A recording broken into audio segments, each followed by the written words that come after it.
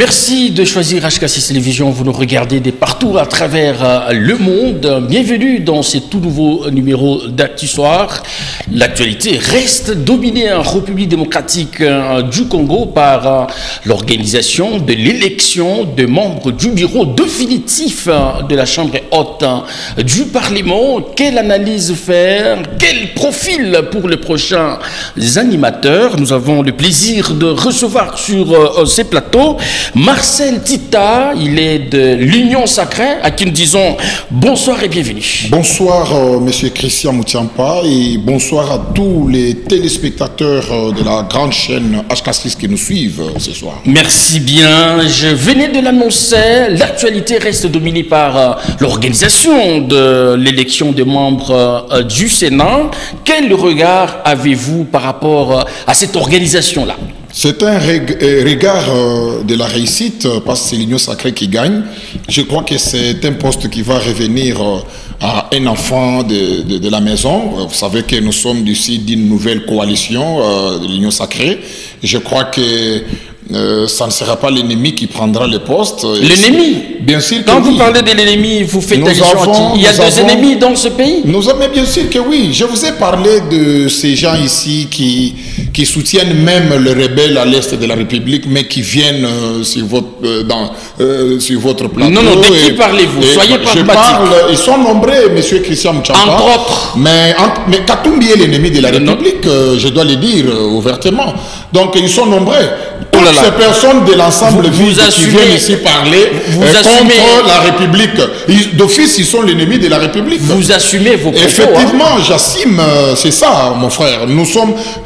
Toutes les analyses que nous faisions toujours avec vous ici, je vous ai toujours dit, au jour d'aujourd'hui, les voilà, ils abandonnent maintenant l'opposition, ils cherchent des postes pour gérer maintenant avec le régime dont ils ont insulté d'ici jour et nuit. Alors nous comprenons que ce sont des gens qui sont là juste pour, n'est-ce pas, accompagner l'ennemi qui est le Rwanda, qui nous agresse à l'est de notre pays. N'oubliez pas. Mais seulement, quant à votre question, je crois que le poste le poste qui sera occupé par un véritable Congolais au sommet de la Chambre haute du Parlement, je crois que ça doit revenir à un fils digne de l'Union Sacrée. Alors, est-ce que vous avez déjà les profils caricaturé de cet oiseau rare qui va devoir chapeauter la chambre haute du Parlement? Le premier profil, M. Christian Moutiampa, je vous ai toujours parlé de la méritocratie.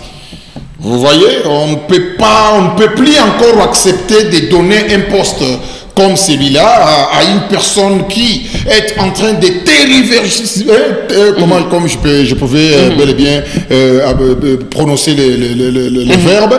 Donc, vous voyez, nous avons besoin d'une personne compétente qui a un bon parcours, quelqu'un qui a l'amour de ce pays pour occuper ces postes. Vous l'aviez bien dit, il sera issu inévitablement de l'Union Sacrée, mais de manière spécifique, de quelle formation politique? Parce qu'il y a certaines personnes qui estiment que ces postes reviennent des droits à l'UDPS, qui est parti au pouvoir et aussi majoritaire. Je crois que l'Union Sacrée a plusieurs partis membres qui les composent, bien sûr. L'Union Sacrée a aussi plusieurs regroupements politiques qui les composent.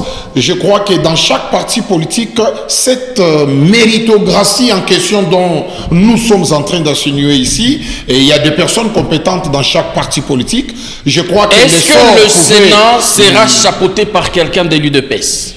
Je crois que l'UDPS est au sommet de l'État, l'UDPS dirige la primature, l'UDPS occupe autant de postes. Alors pour ne pas frustrer d'autres membres de l'Union Sacrée, et je crois que s'il y a une autre personne compétente dans la composition de l'Union Sacrée, je crois que cette par personne... fair play ou justement par récompense? Je vous ai parlé de la méritocratie, monsieur le journaliste.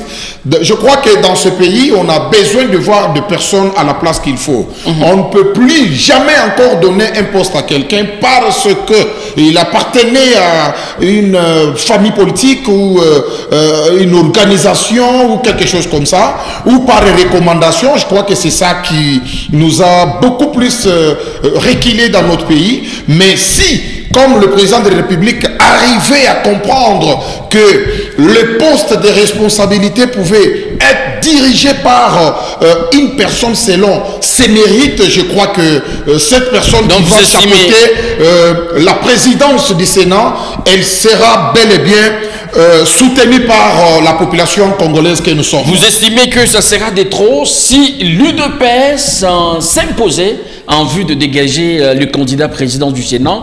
Pensez-vous que ça sera des trop au regard de la plateforme qui a beaucoup d'alliés au sein de l'Union sacrée?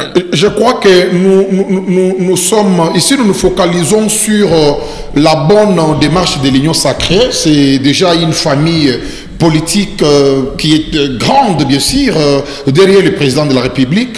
Je crois que dire que l'IDPS n'a pas imposé.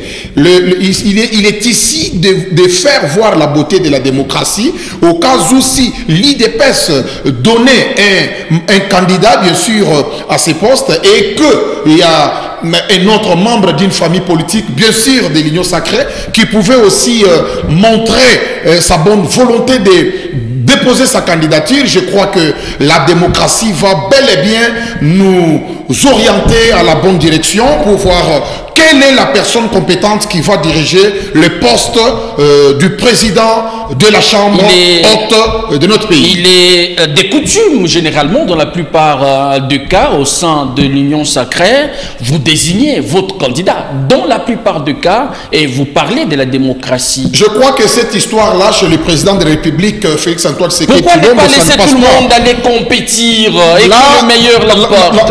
D'abord, j'aimerais éclaircir les hommes d'ombre sur votre question. Je crois que peut-être vous connaissez très mal la personne président de la République, Félix-Antoine Tshisekedi Tshilombo. Cette histoire de proposer, chez lui ça ne passe pas. Il a toujours travaillé selon les mérites de chacun d'eux. Au niveau de la Chambre basse du Parlement, on a vu les candidats de l'Union sacrée. Non, mais lui en tant que citoyen aussi, il a juste montré qu'il faudrait que celui-là puisse... C'est ça la démocratie. Il n'a pas donné des injonctions à quelqu'un.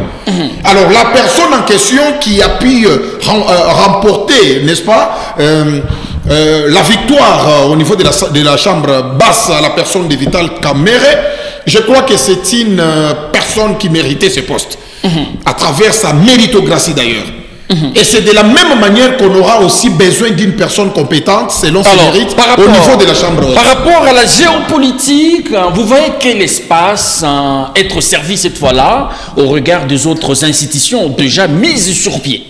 Monsieur Christian Mouchampa, moi, cette histoire de la géopolitique là, c'est moi, ça ne marche pas. Mais c'est constitutionnel. C'est constitutionnel. Si ça ne marche pas, c'est raison pour laquelle vous tirez où les soubassements. Raison pour laquelle nous demandons au président de la République, le garant de la Constitution, de revoir cette Constitution. Parce que cette Constitution nous a aussi compliqué dans la manière de gérer ce pays. Quand vous parlez aujourd'hui de la géopolitique, vous allez dire quoi?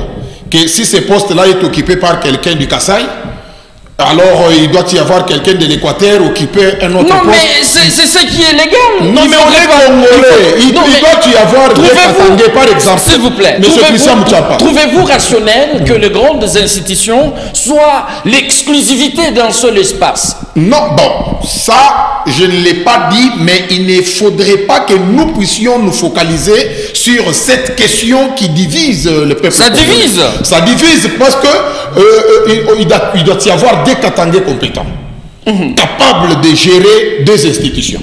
Est-ce qu'on doit les refuser parce qu'ils sont du même coin, ils ne peuvent pas travailler? Donc la compétence, c'est une question qui ne tienne pas. C'est-à-dire, la réponse, c'est le peuple congolais. Vous voyez, quand on parle du peuple congolais, là, on ne cite pas les tribus. Hein.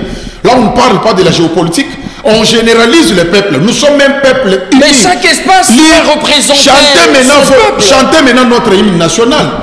Debout Congolais, unis par le sort. Nous sommes unis, nous sommes un seul peuple. Ici, il n'est pas question de tribus. Et c'est ce genre de choses que les différents politiciens en mal de positionnement récupèrent pour pouvoir nous diviser. Je crois que ces postes-là, s'il arrivait que il y a un Katangé compétent qui doit occuper ses postes. Il doit occuper ses postes. Ou quelqu'un de l'extérieur, quelqu'un d'autre. Non, pas quelqu'un de l'extérieur. Parce que si vous parlez de l'extérieur. L'extérieur, c'est-à-dire en dehors de l'espace Katanga. Ah oui, mais bien sûr que oui. C'est l'extérieur du Katanga. Ah voilà, je croyais que vous parliez de pas de l'extérieur. Nous voyons déjà, comme il y a d'autres personnes qui nous parlent de l'ensemble pour la République rwandaise. Vous avez un problème avec le parti de Moïse. Nous avons un problème avec tout ennemi de la République. Donc le peuple congolais trouve tout individu qui oserait toucher les sommets de l'État ou la souveraineté de notre pays. Ah ben, ce monsieur-là, il est considéré comme l'ennemi de la République. Alors, Sama Lukonde paraît être candidat potentiel. Il a les soutiens de plusieurs. Vous avez suivi de déclarations, même d'autres provinces. Pensez-vous que c'est lui, l'oiseau rare, qu'il faille placer à la tête de la Chambre haute du Parlement? Mais attention, M. Christian Muchampara, là, vous devriez tirer beaucoup d'attention parce que je crois que vous connaissez bien le parcours de cet homme, de Sama Lukonde. Il a dirigé plusieurs institutions dans notre pays. Récemment, Premier ministre. Avant qu'il soit Premier ministre, il a dirigé une grande entreprise publique de l'État et nous avions tous vu la manière dont l'homme a pu travailler. Et je crois qu'à travers cette méritocratie en question dont j'ai énuméré ici, je crois que si c'est Sama Lukonde la personne qu'il faut à la place qu'il faut, eh bien, il ne peut que occuper le poste. Il est congolais. Il est aussi l'enfant de l'Union sacrée. Voilà. Il le mérite. Mais il le mérite. Pour avoir fait quoi à la primature? Pour avoir accompagné le peuple congolais dans sa souffrance. Ah bon? Il est congolais, il a un sang congolais. Le peuple dans sa souffrance. Bien sûr que oui, il a géré la primature de la République. Au lieu de solutionner, il accompagne dans sa souffrance. Oui, et puis, je reviens encore pour vous dire que si Sama Lukonde est choisi par ses pairs, d'ailleurs, je vous ai parlé de la démocratie, et nous avions pu voir ensemble avec vous les différentes élections dans plusieurs domaines, bien sûr, dans notre pays, où nous avions vu les élus du peuple nous montrer noir sur blanc que la démocratie les gens devraient se comporter comme ça, dans une bonne démocratie, bien sûr. Est-ce que Sama Lukonde est intelligent, oui ou non? Il l'est. Il est congolais, oui ou non? Il l'est. Il est membre de l'Union sacrée, oui ou non? Finalement, ce sont les mêmes personnes. Hier à la primature, mon frère, demain au Sénat, le lendemain à la présidence. Il faudrait d'abord décrire les mots méritocratie. Là, vous devriez comprendre. Il est le seul cerveau de l'Union sacrée. Non, mais c'est pourquoi je vous ai dit, s'il y a une autre personne compétente dans cette course, alors que le meilleur gagne.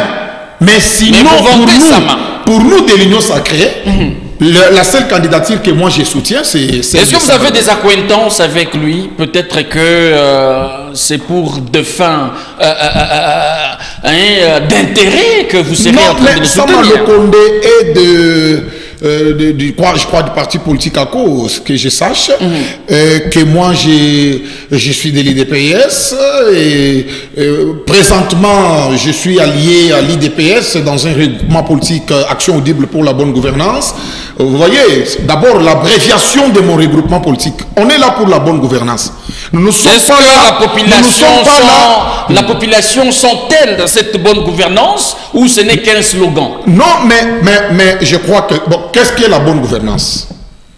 D'abord, on doit définir la bonne gouvernance. C'est moi qui pose des questions, d'ailleurs nous n'avons plus assez de temps. Non, mais la question, quand elle est époustouflante, il faut qu'elle retrouve aussi la réponse grandiloquente. Vous pensez que la bonne gouvernance est de mise dans ces pays? Bien sûr, c'est maintenant que nous sommes en train de voir la mise en application de la bonne gouvernance. Où serait le peuple d'abord? Nous voyons maintenant la chose publique. Vous ne parlez plus du peuple d'abord. Mais le peuple d'abord, c'est quoi? Si ce peuple voyait la chose publique bien gérée, ça fait partie du peuple d'abord. Parce que la plupart des gens pensent que quand on parle du peuple d'abord, c'est que nulle part au monde, on n'a jamais vu un gouvernement en train de distribuer à manger dans chaque maison, je pense. La main ne tombera pas du ciel. Mais il n'y a qu'une seule fois que la main est tombée du ciel. Et c'est cette histoire-là qui a fait des Israélites des paresseux. Parce qu'ils n'attendaient que le miracle de Dieu pour manger. Mais la Bible dit que chaque personne, chacun chacun de vous doit travailler.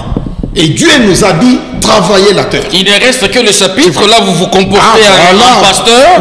Marcel Tita, merci d'avoir répondu à notre invitation. C'est moi qui vous remercie, monsieur. Merci à vous qui nous avez suivis à travers le monde. Nous vous retrouvons très prochainement avec la même détermination. D'ici là, portez-vous bien et à très vite.